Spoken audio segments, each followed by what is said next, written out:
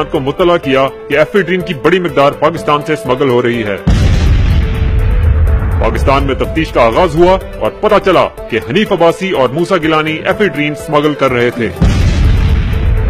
Anti narcotics force की मजीद तहकीकात के बाद मालूम हुआ कि हनीफ अब्बासी ने 500 किलोग्राम एफेड्रीन का कोटा अपने नाम करवाया। सियासी असर और रसूख की वजह से हनीफ अब्बासी केस को अरसे तक खींचता रहा, लेकिन गुज़िश्ता दिनों इंसदाद मंशियात के एक स्पेशल जज ने हनीफ अब्बासी को उम्र कैद की सजा दी। इत्तलात के मुताबिक स्पेशल जज ने वक्त इसलिए लिया कि फैसला कर सके कि हनीफ अब्बासी को उम्र कैद देनी है या सजाए मौत। यह इस नौयत का पहला केस है जिसमें सजाए मौत नहीं दी गई। लेकिन सोचिए क्या होगा मूसा गिलानी का अंजाम, जो मुलव्विस है 8600 किलोग्राम एफेड्रीन की स्मगलिंग में।